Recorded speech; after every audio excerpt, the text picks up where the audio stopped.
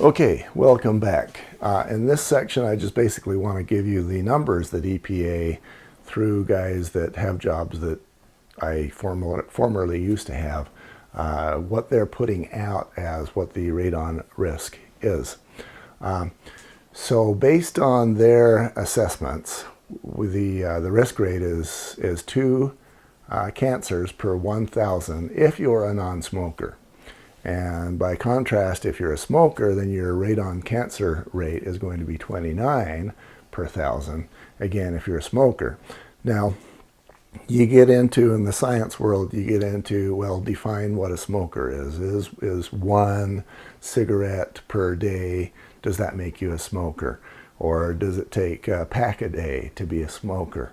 And I don't have those numbers. And obviously, if you're a smoker, we're all well aware that smoking itself causes lung cancers. There's a number of carcinogens in there, but according to EPA, your radon risk, not your smoking risk, but your radon risk goes up if you're a smoker. And you can decide what that does or does not mean to you. You'll want to be aware of the difference between the terms cause and contribute. So my best example of that is, let's say that you and I are driving down the road. Maybe we're on a residential street. We're in the mood to have some fun, and so we're doing 115 miles an hour. We're texting. We're drunk. We've got soda cans rolling around, which we're trying to pick up. And let's say we've got the radio on loud. So are we behaving unsafely? Of course.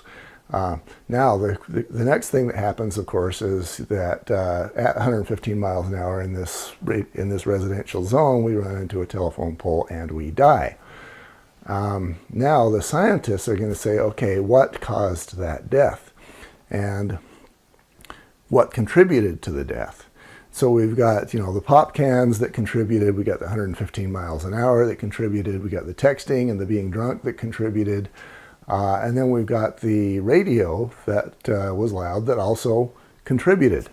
So if we're doing a study about what are the effects of loud music on the radio, we can use this statistic as proof that loud radio music can cause more deaths on the freeways, or more car deaths in this case, because this wasn't on the freeway, it was on a 25-mile-an-hour residential road. The point being that there is a huge difference between what caused this death. In this particular example, I'm going to say the cause of death was perhaps idiocy, or probably the most extreme cause of death. I don't know if you'd say that it was being drunk, or if it was texting, or if it was driving 115 miles an hour. But whatever the primary cause is, the fact that the radio contributed to that death can be considered, of course, as a part of that statistic. Now, is that right or wrong or sideways? You can decide for yourself. But that is a part of what is going on. And we're going to talk more about that in the further segments. So radon, they're going to say that you've got 29 deaths per smoker if you are smoking, but radon will be a contributing cause. Now, was that problem number one? Is that the primary reason, or was that just something that happened too? You can decide that for yourself. Next segment, we're going to talk about the risk factors, and we will be right back.